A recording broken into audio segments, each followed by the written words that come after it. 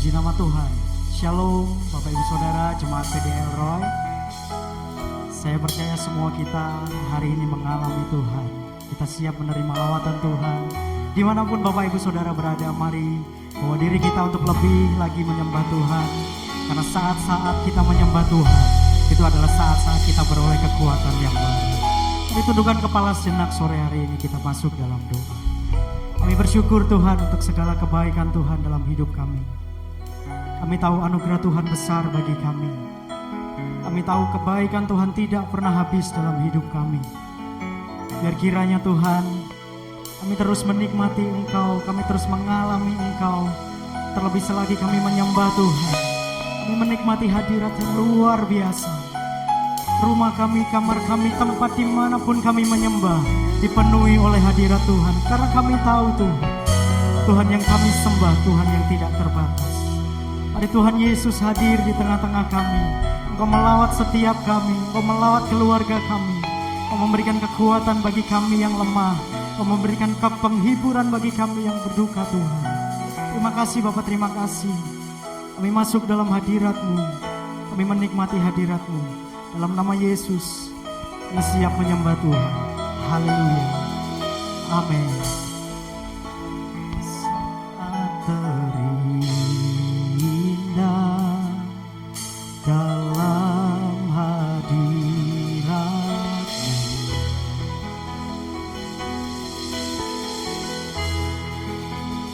rasakan kasih dan anugerah-Mu Tuhan.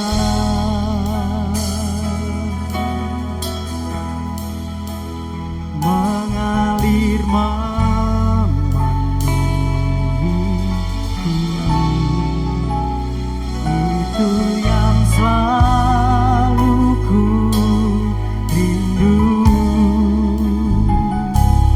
Memuji menyembah-Mu, oh Tuhan.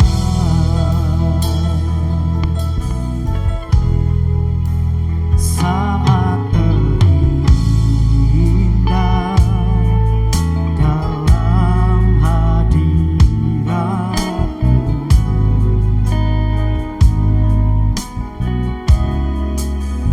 rasakan kasih dan anugerah-Mu Tuhan.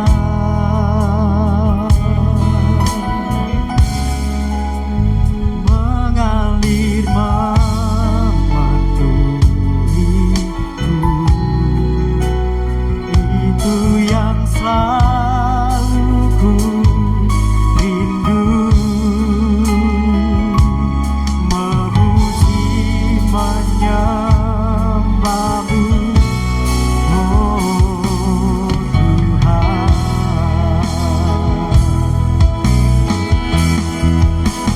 Saat indah bersama-Mu, itu yang selalu ku rindu. Menikmati Engkau dalam hadirat-Mu,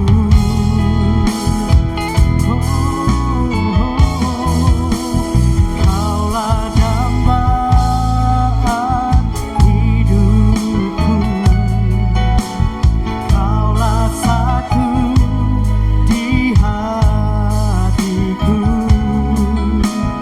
Ku ingin Kau lebih dari segalanya.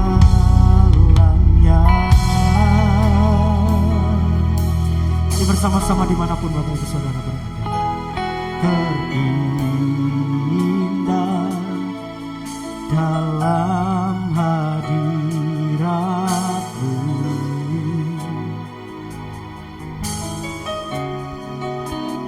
rasakan kasih dan anugerah-Mu Tuhan. Izinkan kasih-Nya mengalir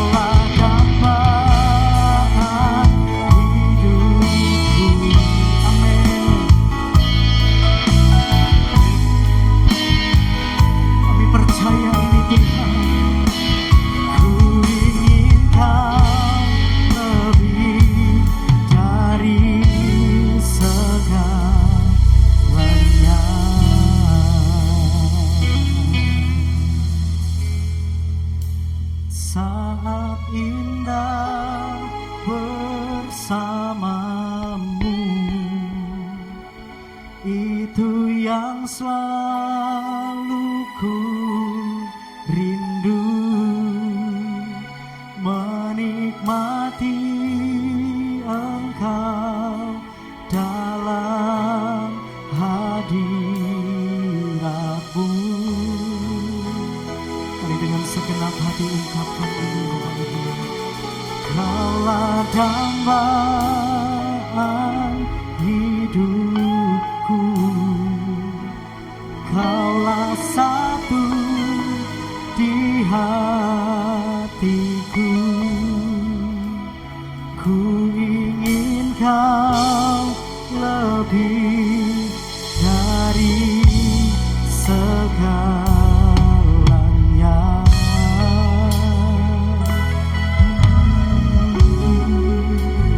Ku ingin Kau lebih dari segalanya. Telah dikatakan, ku ingin Kau lebih dari segalanya.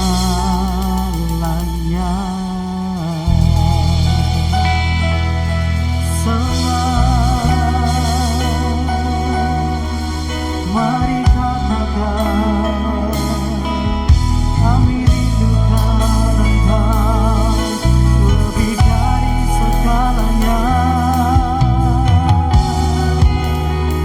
Mari Bapak Ibu dimanapun berada, sembah Dia, tinggikan Dia, alami kasih-Nya, sangat menyembah Dia, alami kebaikan-Nya, sangat menyembah. Biar kasih-Nya mengalir, hadirat-Nya mengalir, melawat setiap kita. Mari terus sembah, mari bawa diri kita menyembah Tuhan. Bawa dirimu mengalami kasih yang tak terbatas. Sebab hanya di dalam hadirat Tuhan kau beroleh kekuatan yang baru. Orang-orang yang menanti-nantikan Tuhan, itulah dia yang akan memperoleh kekuatan yang baru. Sebab itu Bapak dan Saudaraku, dimanapun engkau berada, dengan bersama dengan seluruh keluargamu, anggota keluargamu, mari bawa dirimu sembah Dia. Haleluya.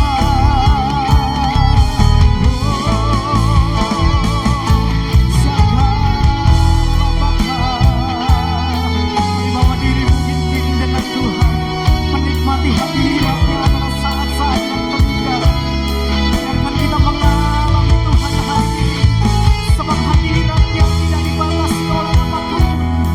Mari bebaskan dirimu menyembah Tuhan.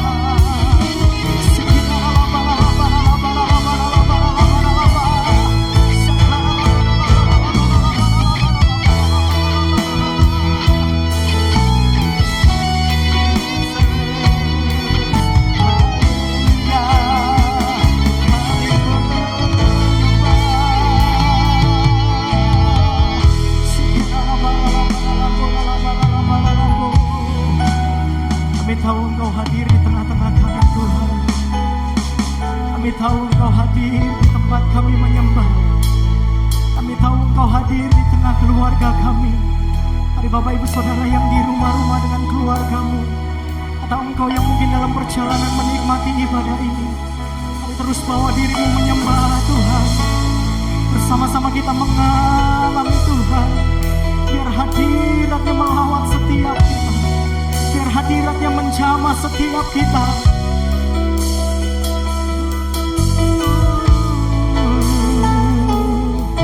Haleluya.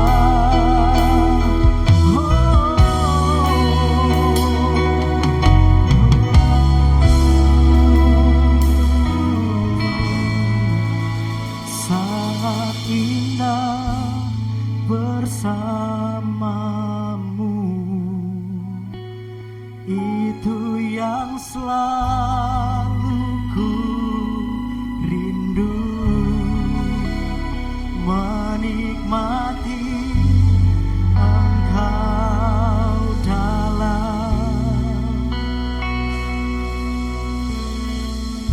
menikmati Tuhan Yesus.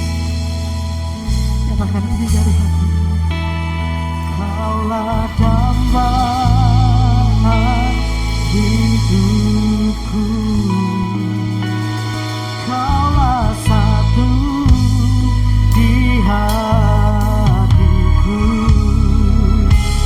Ku ingin Kau lebih dari segalanya. Mari dengan segenap hatimu katakan, sangat indah bersamamu.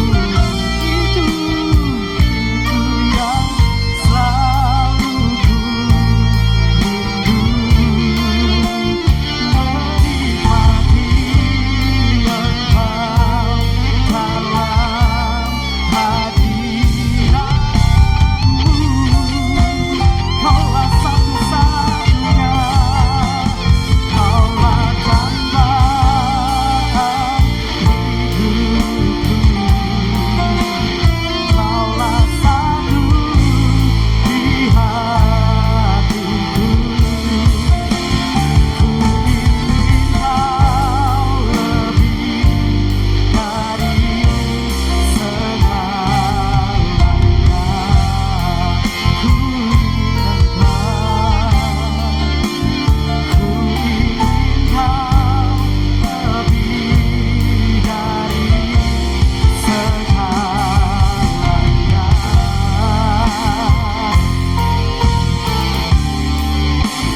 Ku ingin Kau lebih dari segalanya.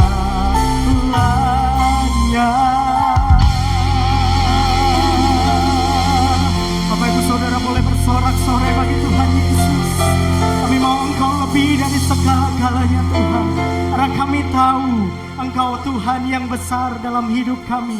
Tidak ada Allah yang besar seperti Engkau berkuasa atas hidup kami. Mari Tuhan Yesus bekerja lebih lagi bagi setiap kami.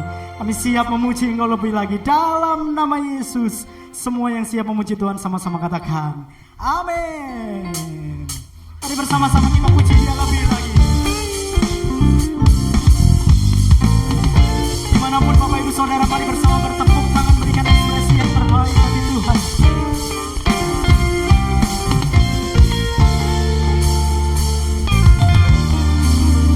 Allah mana yang besar seperti Allah kita, Allah mana yang dahsyat seperti Allah kita. Dia kuat dan penuh kuasa, tiada Allah yang seperti Dia. Allah mana yang besar seperti Allah kita, Allah mana yang dahsyat seperti Allah kita. Dia kuat,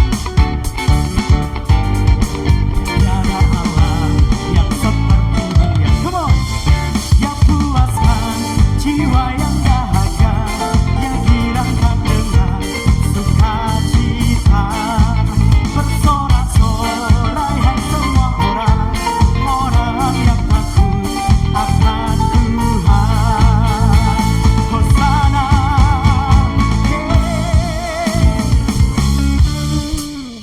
Allah mana yang besar seperti Allah kita. Dengan iman percaya nyanyikan pujian ini Bapak Ibu Saudara. Dia kuat dan penuh kuasa, tiada Allah yang seperti Dia. Lagi katakan, Allah mana yang besar seperti Allah kita, Allah mana yang dahsyat seperti Allah kita. Dia kuat dan penuh kuasa, tiada Allah yang seperti Dia. Dia puaskan jiwa yang dahaga, dan girangkan dengan sukacita. Bersorak-sorai hai semua orang yang takut akan Tuhan. Lagi, Dia puaskan jiwa yang dahaga, dan girangkan dengan sukacita. Bersorak-sorai hai semua orang yang takut akan Tuhan. Puaskan jiwa yang dahaga, Dia girangkan dengan sukacita bersorak-sorai, hai semua orang yang takut akan. Mulai bersama Bapak Ibu Saudara di rumah-rumah, dia puaskan jiwa yang dahaga dan girang dengan sukacita bersorak-sorai, hai semua orang yang takut akan. Lagi sambil lambaikan tangan kita, dia puaskan jiwa yang dahaga dan girang dengan sukacita bersorak-sorai, hai semua orang yang takut akan Tuhan. Hosana, Hosana,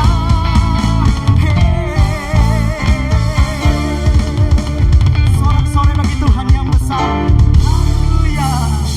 Boleh Bapak Ibu Saudara di rumah-rumah katakan ke kiri kanannya, kita punya Tuhan yang besar. Dia benteng kehidupan kita. Dia memberi kekuatan yang baru bagi setiap kita. Mari bersama bertepuk tangan. Come on. Kau kekuatanku, penopang hidupku, panji keselamatan. Kau buktikan kasih setiamu, benteng hidupku, tak akan ku takut, sebab ku tahu kau besertaku. Yesus, jaminan hidupku. Hanya Dia yang memegang kehidupan kita. Dia menjadi jaminan kehidupan setiap kita. Sama-sama mari percaya naikkan pujian ini. Sama-sama katakan, berjalan bersamamu, tak akan ku gentar. Dengan iman, tanganmu menopangku, menjalani kehidupan. Mari bersama kedua tangan kita tinggi. Kau mengangkatku ke atas gunung batu, kau beriku kemenangan.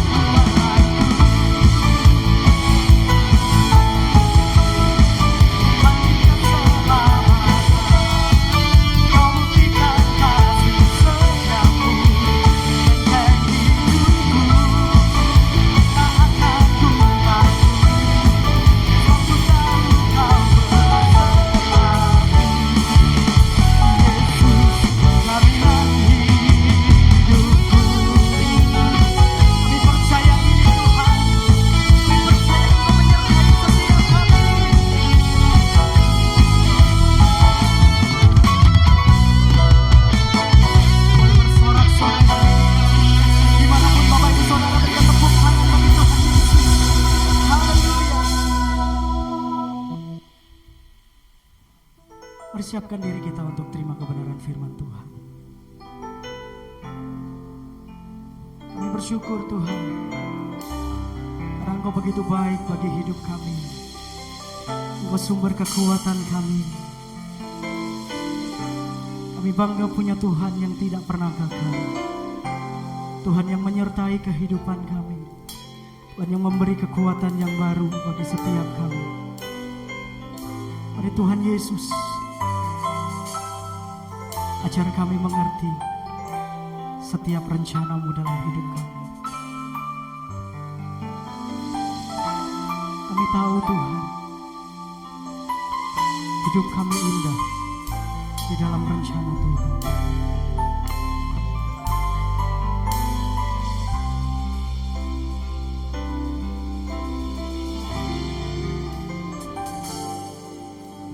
Tuhan tak pernah gagal, sanggup buktikan janji setiamu untuk selamanya.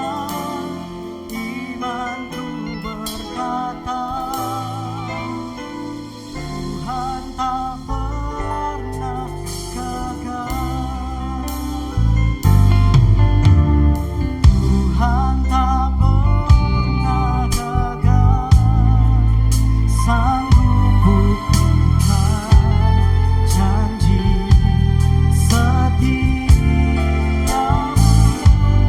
untuk selamanya. Imanku berkata, Tuhan tak pernah gagal.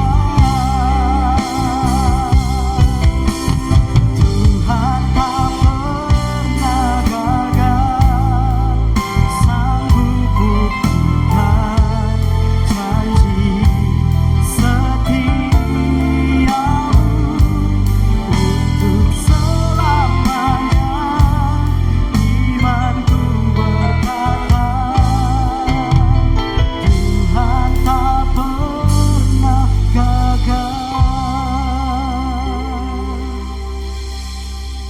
Hari ini saya mau katakan kepada setiap kita bahwa kita punya Tuhan yang tidak pernah gagal merancangkan sesuatu yang baik bagi kehidupan kita. Seringkali kita berpikir bahwa kita menilai segala sesuatu yang terjadi dalam hidup kita, kita nilai dari sudut pandang kita sendiri. Dan ketika hal itu tidak sesuai dengan rencana kita, seringkali kita berkata, Tuhan tidak membelaku. Tuhan sedang merancangkan sesuatu yang baik buat aku.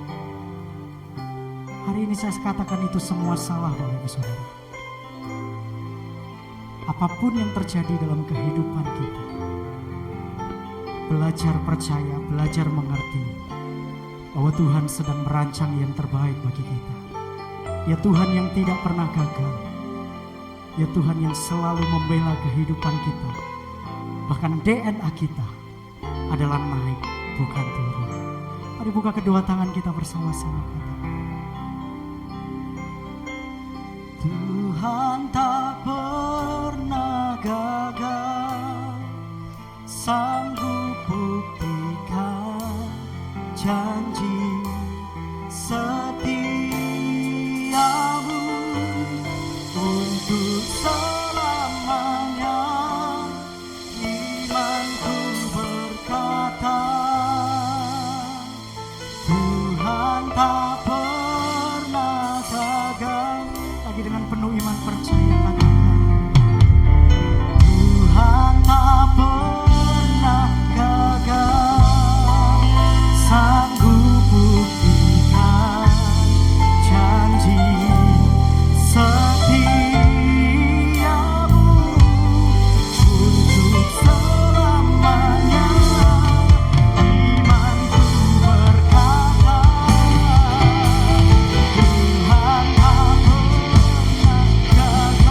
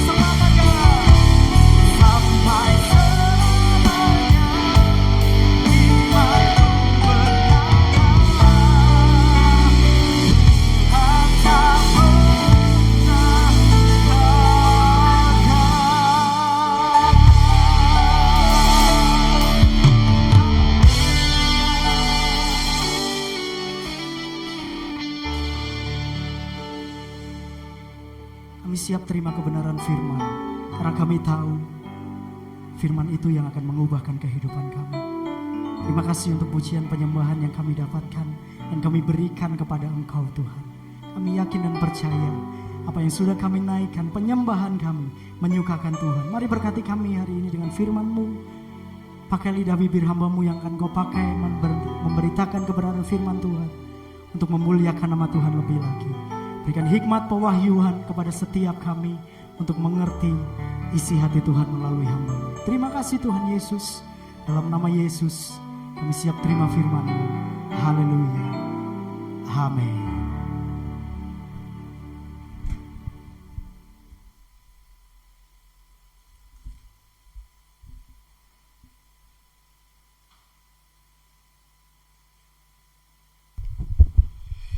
Ya, shalom Bapak Ibu yang dikasihi Tuhan.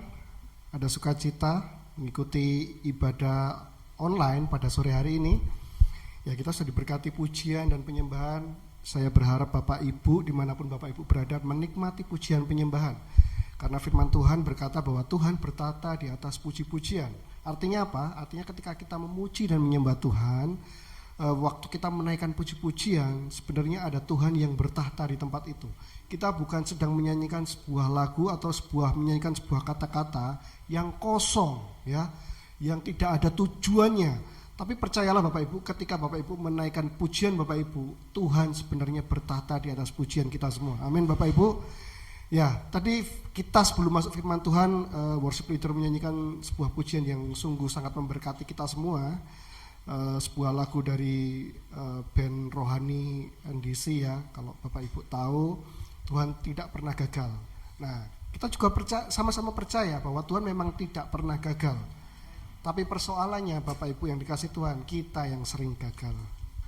Ya, Tuhan memang tidak pernah gagal, tapi kita manusia sering gagal. Ya, gagal dalam apa? Gagal dalam melakukan firman Tuhan atau kehendak Tuhan. Ya, oleh sebab itu pada sore hari ini saya akan mencoba membongkar rahasia mengapa kita seringkali gagal untuk memenuhi firman Tuhan, untuk melakukan firman Tuhan. Makanya untuk judul pada khotbah pada sore hari ini, saya berikan judul melakukan firman, tanda tanya, kok sulit sekali ya. Nah, kenapa? Karena begini Bapak Ibu, kita seringkali datang beribadah, kita mendengarkan khotbah, atau mungkin kita pada waktu kita bersaat teduh, kita membaca firman Tuhan, seringkali kita diberkati dengan firman Tuhan yang disampaikan oleh hamba Tuhan, maupun ketika kita merenungkan firman Tuhan itu sendiri. Ya Bapak Ibu, ketika kita membaca bagian firman Tuhan, lalu firman itu disampaikan, sering sekali kita diberkati Bapak Ibu, ya, diberkati, merasa oh ya Tuhan, saya disadarkan, saya diinsafkan, saya diingatkan lagi oleh firman Tuhan. Tapi pada kenyataannya, ketika selesai beribadah atau setelah selesai kita bersaat teduh, apa yang terjadi? Firman itu ternyata tidak mudah untuk dilakukan. Bahkan seringkali kita gagal dalam melakukan firman-Nya. Contoh, ketika kita mendengar firman Tuhan, mengampuni orang yang bersalah kepada kita, ya, mengampuni musuh-musuh kita. Pada waktu hamba Tuhan menyampaikan, itu tentu kita merasa oh iya, wah, kita diingatkan firman Tuhan, luar biasa, kasih Tuhan luar biasa. Tuhan yang rela mati di kayu salib menebus kita yang berdosa. Padahal kita sudah melakukan yang jahat sama Tuhan, tapi Tuhan membalasnya dengan kasih. Nah, pada waktu timbul keinginan dalam diri kita untuk melakukan firman Tuhan ini, kita mau mengampuni, apa yang terjadi ternyata tidak mudah. Ya, begitu ketemu dengan orang-orang yang menyakiti hati kita, apa yang terjadi? Kita tidak mau mengampuni. Bahkan jangankan mengampuni, ketemu mukanya, lihat mukanya aja gak mau. Betul ya? Seringkali itu yang kita alami. Dalam bagian lain kita mungkin mendengarkan firman Tuhan, kita harus memberi, ya, kita harus menolong orang-orang di sekitar kita. Pada waktu kita mendengar timbul sebuah keinginan, ya, wah saya ingin jadi perpanjangan tangan Tuhan, saya pengen menolong orang, saya ingin melalui hidup saya orang boleh melihat Tuhan dalam kehidupan saya. Wah, timbul semangat, timbul sebuah tekad untuk melakukan firman Tuhan. Apa yang terjadi ketika kita pulang, lagi-lagi kita gagal melakukan firman Tuhan, ya. Kenapa? Karena mungkin kebutuhan kita banyak, ya, atau mungkin eman karena uangnya besar, ya. Ketika kita ada orang lain yang kita butuh tolong, kita mau keluarkan uang, kita aduh kok kebutuhan saya banyak ya. Akhirnya kita gagal lagi melakukan firman Tuhan. Nah, pada sore hari ini kita akan bongkar bersama-sama kenapa kita sulit sekali melakukan firman Tuhan. Ya, mengapa sulit sekali firman Tuhan? Padahal sudah ada tekad dalam diri kita, ya. Makanya Rasul Paulus berkata apa? Bukan apa yang aku kehendaki yang aku lakukan, tetapi apa yang tidak aku kehendaki. Paulus pun merasakan hal yang sama, pengen melakukan yang baik, ya, sudah punya tekad melakukan yang baik, yang keluar bukan yang baik.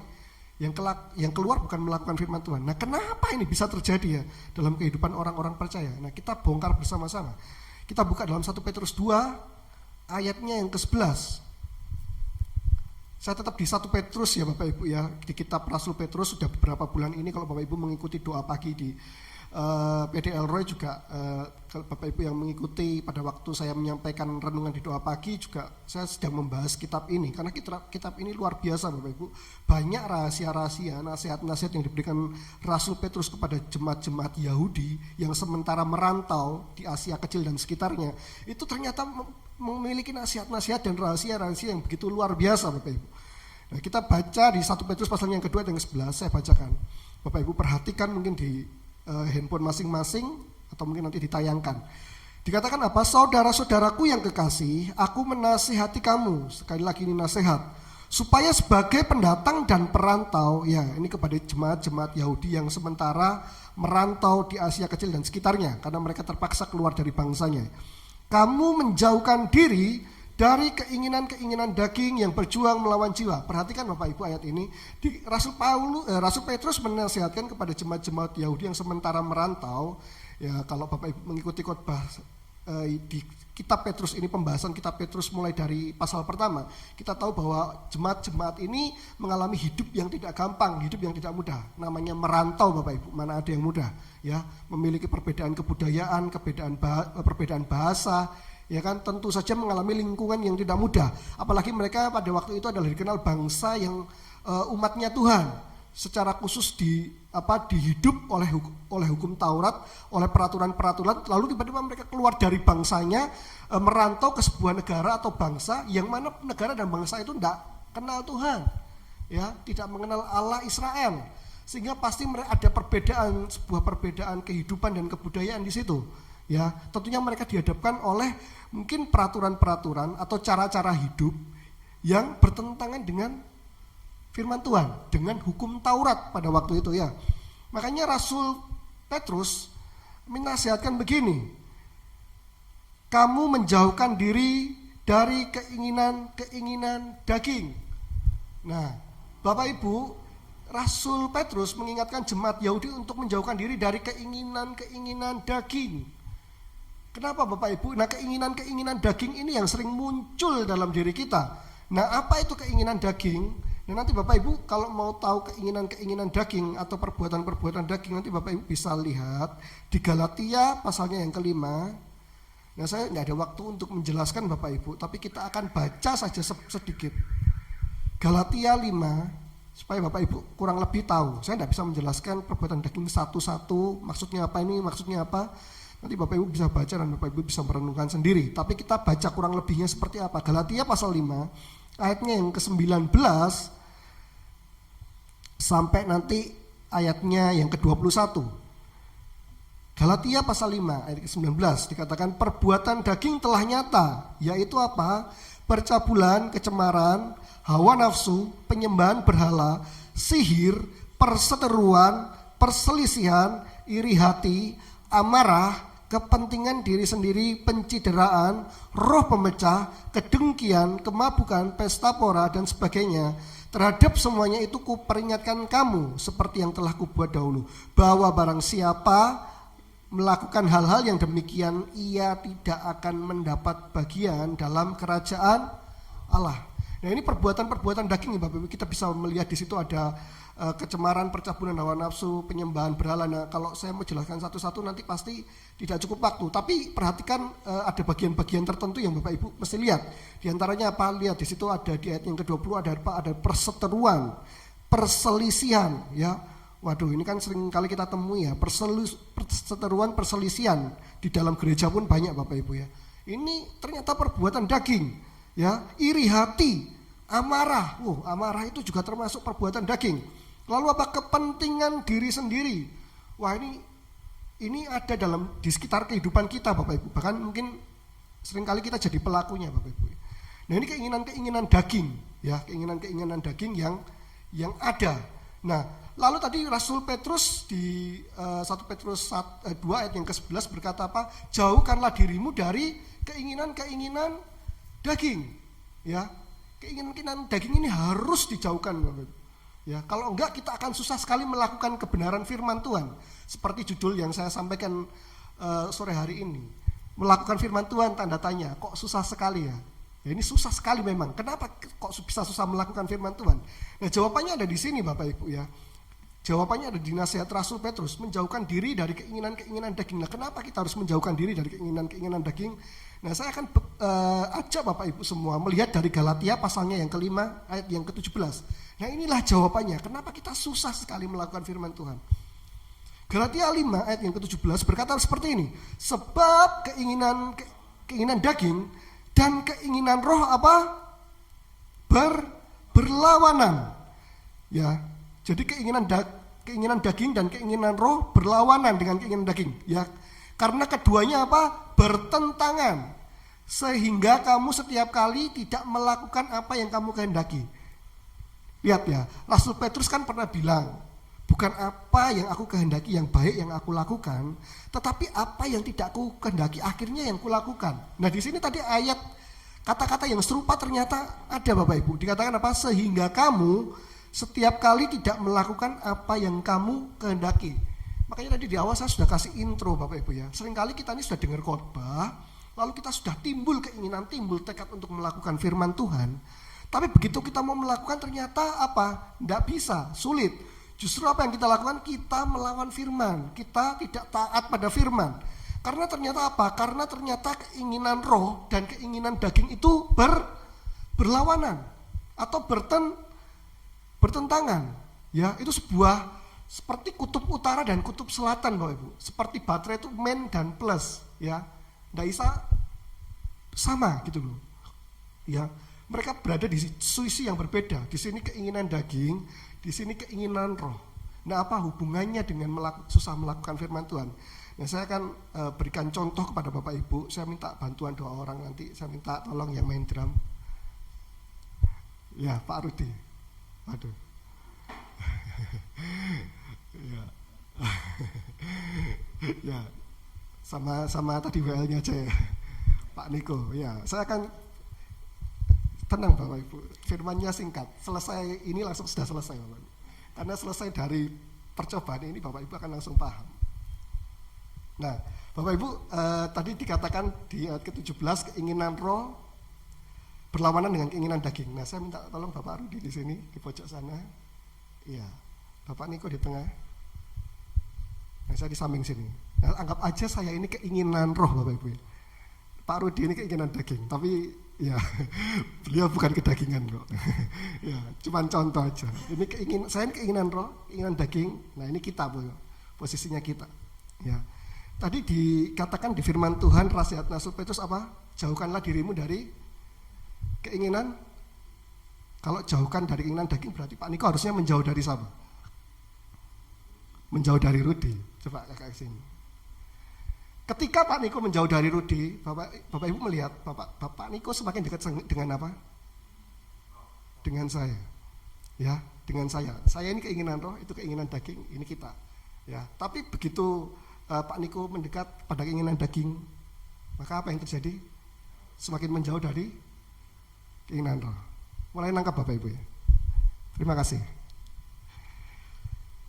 Dari ini sebenarnya Bapak Ibu sudah harusnya paham ya. Satu-satunya cara kenapa kita susah melakukan firman Tuhan ya. Kenapa? Karena kita tidak pernah dekat dengan keinginan roh ya. Semakin kita menjauh dari keinginan roh, maka susah sekali kita akan semakin dikuasai oleh keinginan daging. Tapi ketika kita mulai menjauhi keinginan daging, satu-satunya cara kita menjauhi keinginan daging adalah dengan semakin mendekat kepada keinginan roh. Tidak ada cara lain ya. Perhatikan, tidak ada, kita baca lagi mungkin ya, supaya Bapak Ibu semakin mantap ini. 1 Petrus pasal yang kedua yang ke-11. Dikatakan saudara-saudaraku yang kekasih, aku menasihati kamu supaya sebagai pendatang dan perantau kamu menjauhkan diri dari apa? Keinginan-keinginan daging. Di sebelah kiri saya, ya kan? Menjauhkan diri dari keinginan-keinginan daging. Nah, tadi dikatakan di Galatia keinginan daging bertentangan dengan keinginan roh. Harusnya ketika kita menjauhkan keinginan daging, satu-satunya yang bisa kita lakukan adalah semakin mendekat pada keinginan roh. Ya, maka tidak ada cara lain ketika kita mau menjauhi keinginan daging adalah dengan apa? Dengan semakin dekat dengan Tuhan. Amin. Harus semakin dekat dengan Tuhan, maka kita akan semakin jauh daripada keinginan daging. Ya. Masalahnya selama ini orang mau melakukan firman Tuhan, ya, tapi dia tidak pernah mau dekat dengan Tuhan. Ya. Sehingga apa yang terjadi? Keinginan-keinginan daging yang semakin menguasai dia. Betul ya Bapak Ibu. Nah, lalu pertanyaannya begini. Ketika kita mungkin ada orang yang berkata begini, Pak, kalau begitu saya di tengah-tengah saja, Pak. Saya tidak usah keinginan daging, saya tidak usah keinginan roh. Artinya apa? Saya biasa-biasa saja, Pak. Saya juga nggak mau terlalu rohani, Pak. Ya, saya biasa-biasa aja, ya ke gereja. Ya, kita ke gereja aja. Saya di tengah-tengah aja, Pak. Saya tidak keinginan daging juga, tapi ya nggak usah keinginan roh gitu loh, Pak. Ya, saya di tengah-tengah aja. Ya, saya netral gitu ya. Bahasanya kan gampangnya gitu. Nah, Bapak Ibu lupa bahwa ada kata yang kita belum baca dari pasal yang ke-11. Dikatakan apa? Jauhkanlah dari keinginan-keinginan daging yang apa? Yang berjuang melawan jiwa. Ingat Bapak Ibu, yang berjuang tadi itu apa? Kalau kita menurut ayat yang kita baca ini, yang berjuang itu apa? Kita bukan. Kita perhatikan lagi 1 Petrus 2 ayat yang ke-11. Yang berjuang apakah kita? Kalau Bapak Ibu seksama melihat ayat ini, yang berjuang itu bukan kita, tapi yang berjuang itu siapa? Keinginan dagingnya, Bapak. Ya, keinginan dagingnya itu yang berjuang melawan kita, ya, melawan jiwa. Ya dikatakan. Jadi kalau Bapak Ibu berkata, Pak, saya di tengah saja, saya ini netral, saya tidak mau ini, tidak mau itu, ya, saya juga tidak mau terlalu rohani, tapi ya sudah segini tengah-tengah aja, Bapak. Bapak Ibu lupa keinginan daging sedang berjuang, ya, sedang berjuang melawan kita, ya. Semestinya, atau saya boleh contohkan lagi, saya minta maaf, saya minta maju ke depan lagi Pak Rudi sama Pak Niko, supaya semakin mantap. Sedikit lagi ya saja, mohon maaf ya, biar lebih jelas gitu ya, biar lebih jelas gitu. Ya, saya ulangi sekali lagi. Saya keinginan roh, Pak Rudi keinginan daging, Pak Niko ini adalah posisinya kita. Dikatakan tadi keinginan roh bertentangan dengan keinginan daging. Betul ya Bapak Ibu. Satu-satunya cara menjauhi keinginan daging adalah semakin mendekatnya kita kepada keinginan roh atau mendekat sama Tuhan. Tapi ada orang bilang mungkin, oh sudah saya di tengah-tengah saja Pak, saya netral aja Pak. Nah, Bapak Ibu lupa bahwa ada ayat tadi belum selesai. Ayatnya berkata apa? Keinginan daging itu berjuang melawan jiwa. Apa yang terjadi kalau kita berada di tengah-tengah? Ternyata keinginan dagingnya itu nggak diam saja Bapak Ibu. Coba jalan ke sini Pak Rudi. Setiap hari keinginan dagingnya itu berjuang melawan. Sampai pada satu titik kalau kita diam di titik yang sama, maka keinginan daging pindah ke sini. Tetap Pak, keinginan dagingnya pindah ke sini. Maka kita akan dikuasai oleh keinginan daging. Ya, keinginan daging akan menguasai kita. Sudah tidak ada harapan lagi. Keinginan daging yang menguasai. Karena dikatakan keinginan dagingnya itu berjuang melawan kita. Sementara kalau kita tidak pernah berjuang untuk semakin dekat pada keinginan roh, kepada Tuhan, maka kita pasti akan termakan. Terima kasih Pak. Terima kasih. Ya, kalau kita nggak pernah berjuang untuk dekat dengan keinginan roh, pasti kita akan dimakan oleh keinginan daging.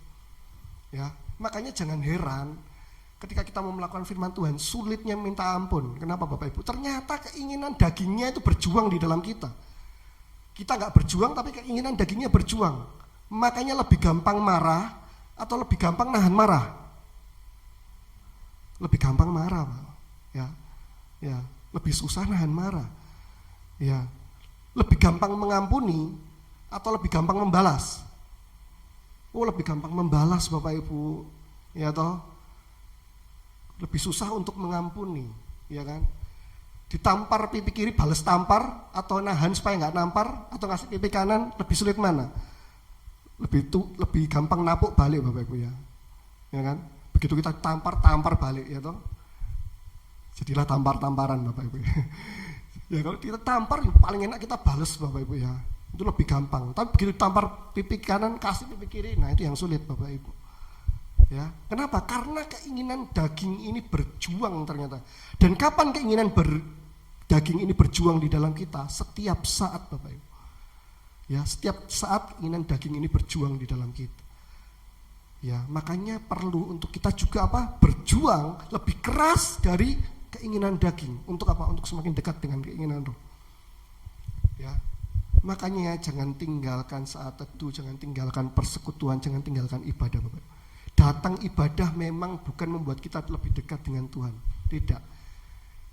Datang Bapak Ibu datang ibadah. Ibadah itu hanya memfasilitasi Bapak Ibu untuk Bapak Ibu lebih dekat dengan Tuhan. Ingat, hanya memfasilitasi Bapak Ibu untuk dekat dengan Tuhan.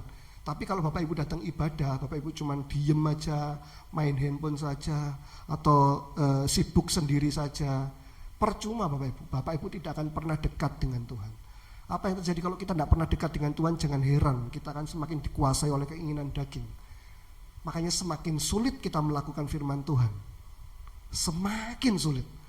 Ya, semakin kita tidak pernah mencoba mendekat sama Tuhan, berjuang untuk dekat dengan Tuhan, berjuang untuk melakukan firman Tuhan, semakin mendekat dalam keinginan roh, kita akan semakin dikuasai oleh keinginan daging.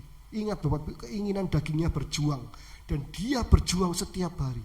Dan dia kalau dikatakan berjuang Bapak Ibu, itu bukan langkahnya gini, enggak, berjuang. Berjuang, keinginan daging di dalam kita itu berjuang menguasai kita. Ya. Kemarahan, egoisan, tadi kan perbuatan daging kan kita baca semua ya, perseteruan, perselisihan, iri hati, itu setiap saat itu berusaha menguasai kita, berjuang di dalam kita. Lah kitanya santai-santai, enggak mau cari Tuhan, ibadah jarang-jarang, baca firman Tuhan jarang-jarang, doa jarang-jarang. Bagaimana tidak dikuasai keinginan daging Bapak Ibu? Saya undang pemain musik sama worship leader ke depan. Firman Tuhan hari ini sudah selesai Bapak Ibu. Saya harap pesan ini boleh kita terima dan kita renungkan bersama-sama. Kenapa kita sulit sekali melakukan firman Tuhan? Ya, kok susah sekali kita melakukan firman Tuhan?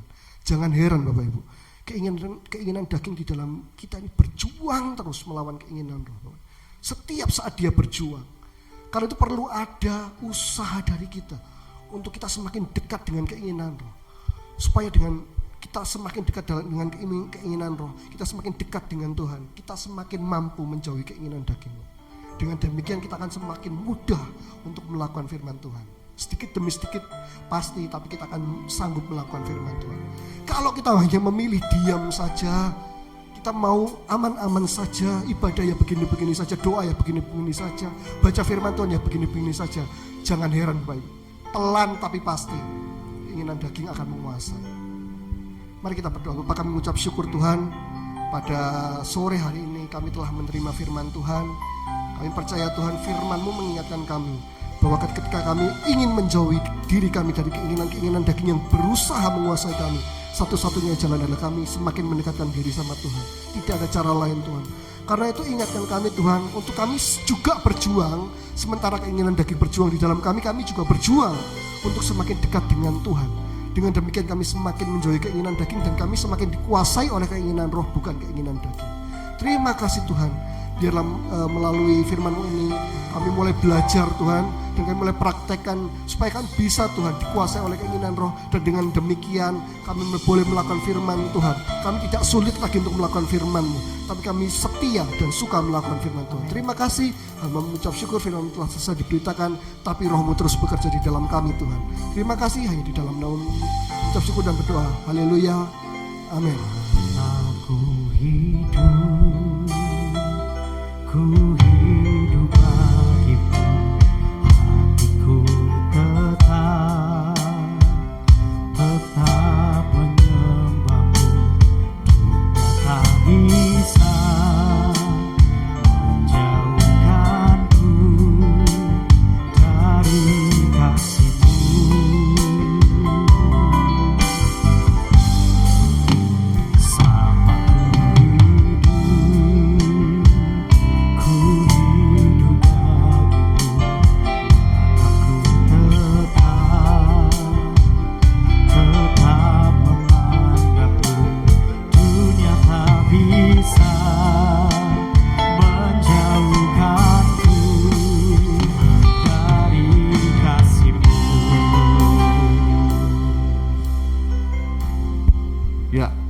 Tuhan yang luar biasa ya pada sore hari ini. Kenapa ya temanya kita kok sulit melakukan perintah Tuhan? Ya, karena kita kalah dengan keinginan daging. Sering kali kita kalah dengan keinginan daging. Karena apa? Karena keinginan daging itu selalu berusaha ya, dia berjuang untuk mengalahkan kita. Bapak Ibu, seorang Schopenhauer, seorang filosof dari Jerman, dia berpendapat bahwa sumber penderitaan manusia adalah keinginan. Kenapa? Sebab keinginan manusia itu tidak terbatas, sedangkan pemenuhan untuk keinginan itu sangat terbatas. Ya, sangat terbatas. Itu sebabnya untuk bahagia manusia harus mematikan keinginannya. Ya, nah ini pendapat ini ada benarnya dan tidak semuanya, tapi tidak semuanya benar. Kenapa? Karena seringkali kita sedih ya, kadang-kadang susah ketika kita tidak bisa memenuhi keinginan kita. Ya, kita menginginkan terlalu banyak hal dan kita tidak bisa memenuhinya. Manusia menginginkan terlalu banyak hal dan manusia tidak bisa memenuhinya. Catat baik-baik, dengar baik-baik. Ya, keinginan kita seringkali menjadi pencobaan bagi diri kita sendiri. Ya, keinginan kita seringkali menjadi pencobaan bagi diri kita sendiri. Amin. Itu sebabnya ya Yakobus berkata bahwa pencobaan itu bukan berasal dari Allah. Ya, dalam Yakobus 1 ayat 14 dan 15. Pencobaan itu bukan berasal dari Allah, tapi pencobaan itu berasal dari keinginan kita sendiri. Ya, itu sebabnya Yakobus juga menyadari bahwa keinginan yang diakibatkan oleh ya keinginan kita sendiri itu tidak dengan mudah kita bisa menolaknya. Nah, catat baik-baik, keinginan manusia ya, keinginan yang juga bahkan pada akhirnya akan melahirkan dosa dan maut.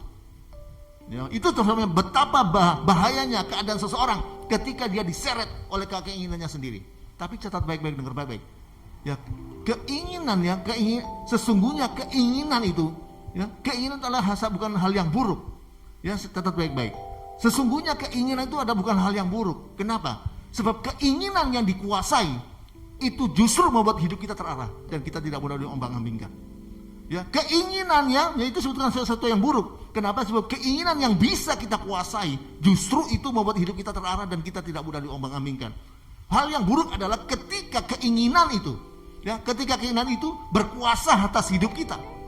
Ya, kenapa? Sebab ketika keinginan kita itu berkuasa atas hidup kita, maka keinginan kita itu akan memperbudak hidup kita. Ya, itu sebabnya jangan kita sampai mudah terpikat ya dengan keinginan kita. Jangan sampai kita ditarik, ya, dijebak oleh keinginan kita. Yang terbaik, serahkan semuanya kepada Yesus. Semua serahkan kepada Tuhan. Jadikan Yesus sebagai dasar keinginan kita. Jadikan Yesus sebagai landasan keinginan kita. Kita berdoa. Bersyukur, terima kasih Tuhan atas kebenaran firman Tuhan ini. Roh Kudus meteraikan setiap firman-Mu bagi kami.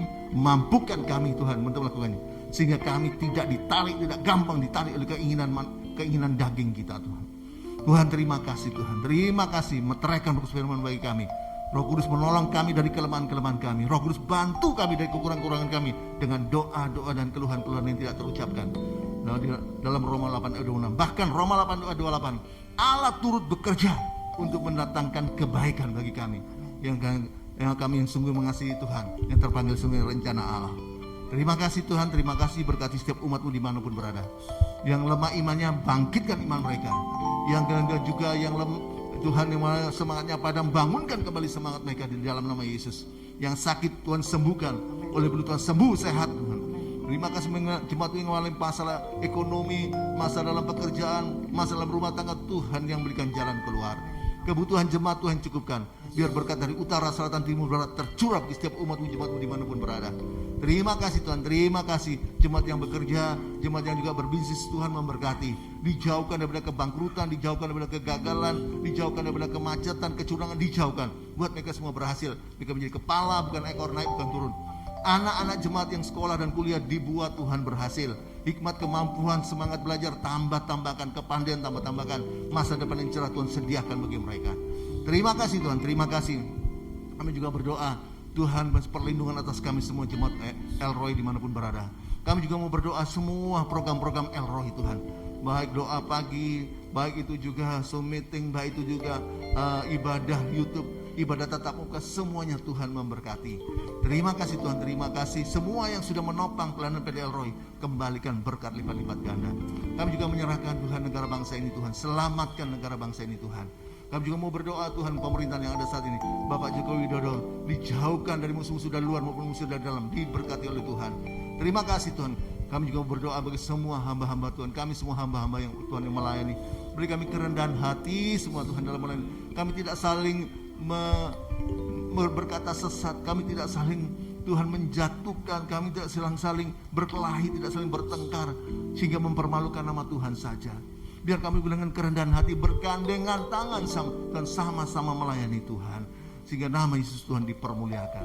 Kami tetap berdoa untuk Bapak Muhammad KC, Tuhan yang membela menyertai dia. Terima kasih. Jemaat, angkat tanganmu dan terimalah berkat damai sejahtera dari Allah Bapa, jaminan keselamatan, pasti selamat dari Kristus Tuhan, yang dijamin dengan kematian, kebangkitan, kenaikan, dan kedatangan Yesus yang kedua kali untuk menjemput kita di bawah masuk dalam kerajaan sorga. Pertolongan, penyertaan, pembelaan, perlindungan, pemeliharaan Tuhan Yesus yang luar biasa melimpah-limpah. Persekutuan, penghiburan, sukacita, damai sejahtera dari Roh Kudus yang dasar luar biasa melimpah-limpah menyertai kita dari saat ini sampai Maranatha Yesus dan kedua kali, dan sampai selama-lamanya. Di dalam nama Yesus semua sudah terima berkat Tuhan, sama-sama katakan amin.